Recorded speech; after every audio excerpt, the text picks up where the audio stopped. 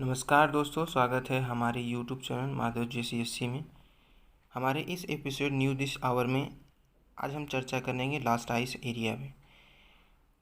Greenland के उत्तर Arctic क्षेत्र में लास्ट आइस एरिया में देखा गया कि ये वैज्ञानिकों के अनुमान के पहले ही ये क्या हुआ, पिघलने लगा है। वैज्ञानिकों के अनुमान के पहले ही ये पिघलने लगा है। अब इसकी अवस्थिति को जान लेते हैं। ये रहा हमारा नॉर्थ पोल, ये रहा हमारा लास्ट आइस एरिया वाला क्षेत्र, जो क्या है, तिजबूती मैरियन प्रोटेक्ट एरिया कहलाता है। अर्थात ये एरिया वैज्ञानिकों द्वारा बताया गया कि ये एरिया जो है ग्लोबल वार्मिंग से अप्रभावित रहेगा।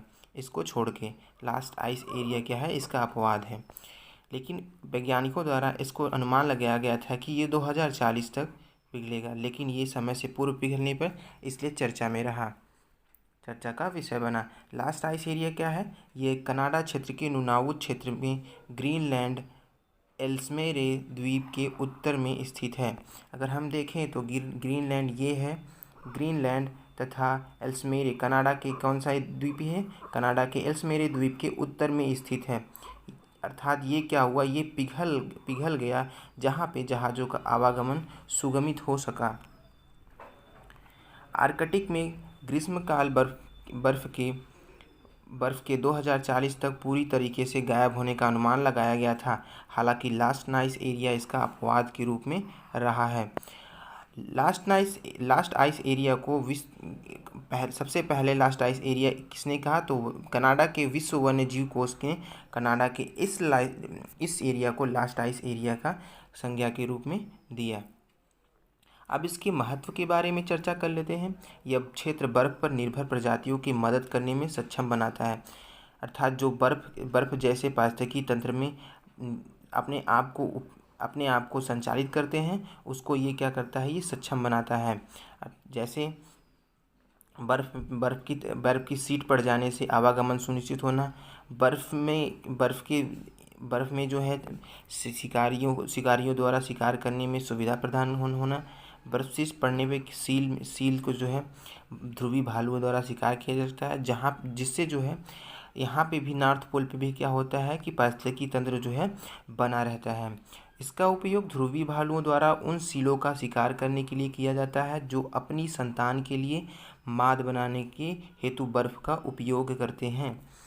समुद्री बर्फ इनुइटों के लिए एक राजमार्ग का कार्य करती है। अब इनुइट क्या होते हैं, इनुइट ऐसे शब्द मोटे तौर पे इस्तेमाल किए जाते हैं जो अलास्का, कनाडा, ग्रीनलैंड की आर्कटिक स्वदेशी आबादी को संदर्भित करता है।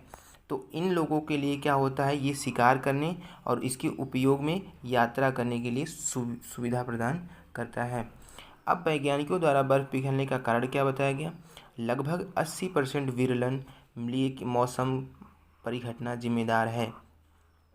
हाल ही के दिनों में हमने ये देखा कि कनाडा के एरिया में जो है हीट डोम जनरेट हुआ था। अर्थात एक ऐसा क्षेत्र, ऐसा बाउल वाला एरिया जिसको जो है क्या हुआ, वहाँ पे हाई टेम्परेचर फॉर्म हो गया था तथा हाई प्रेशर बेल्ट क्रिएट हो गया था, जिससे वहाँ की टेम्परेचर बहुत तेज़ी से बढ़ गया था, जो अब तक की हिस्टोरिकल टेम्परेचर के रूप में गिना जाता है। और शेष 20% हेतु ग्लोबल वार्मिंग को जिम्मेदार ठहराया गया है। आर्कटिक के बारे में हम जान लेते हैं। आर्कटिक पृथ्वी के सबसे उत्तरी भाग में स्थित एक ध्रुवीय क्षेत्र है।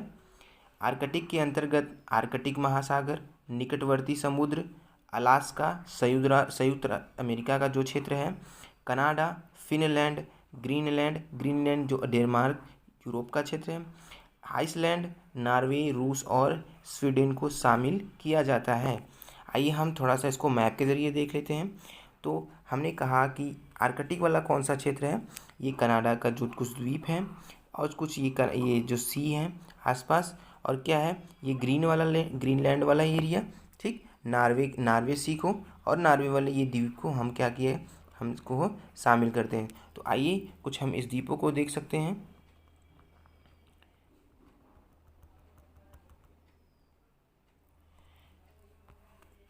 ये आर्कटिक ओशियन के जो है कि लसटे सागरों को देखते हैं। जैसे यहाँ बीफोर्ड सागर हो गया, ठीक, या चिक्यूची सी हो गई, ईस्टर्न साइबेरियन सी हो गया, ठीक। ये सब, ये चिकुची सी और साइबेरियन सी किसका है, ये है रसिया से लगा हुआ है। ये क्या होगा, लेप्टवी सी हो गया, ठीक।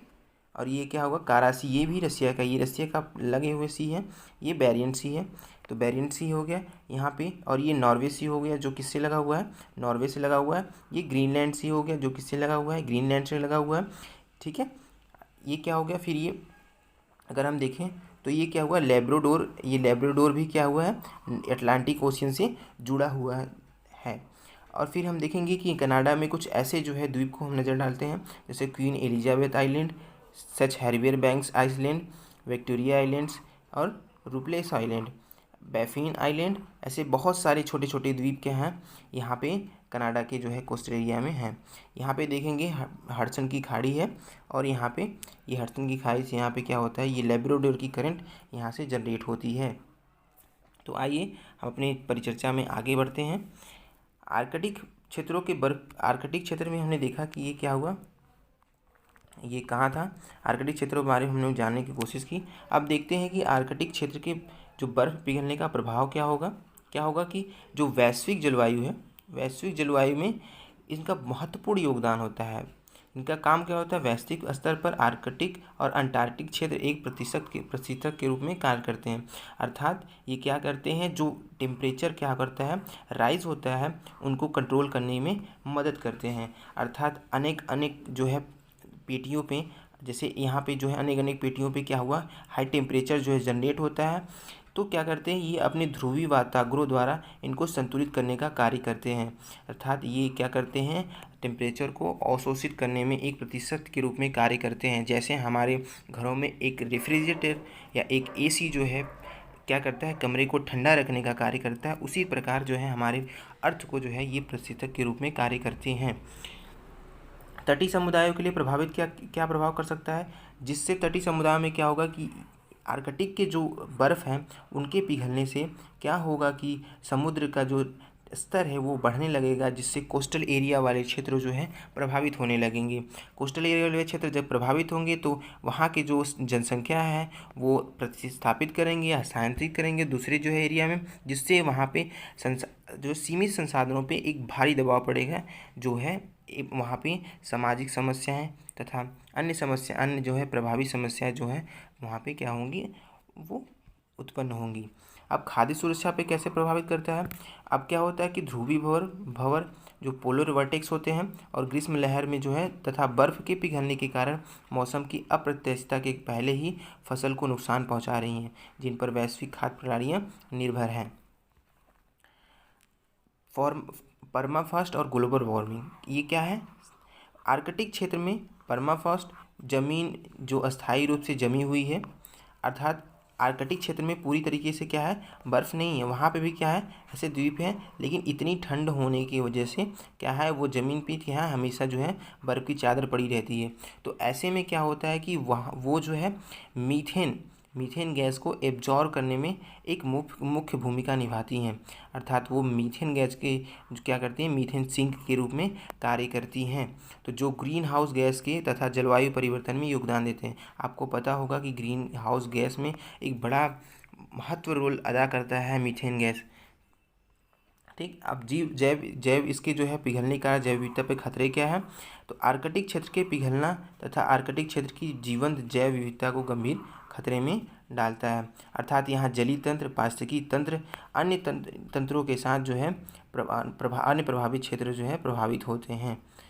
तो हमने जाना कि इससे ये चर्चा में क्यों रहा और इसके जो है पिघलने का कारण क्या रहा, इसके पिघलने से जो है हमारे पारिस्थितिकी तंत्र पृथ्वी पर क्या नुकसान और क्या जो है प्रभाव पड़ते हैं, उसको हमने देखने की चेष्टा की। धन्यवाद। हमारे वीडियो को अगर लाइक नहीं किया तो लाइक करें, शेयर करें, सब्सक्राइब करें। Thank you.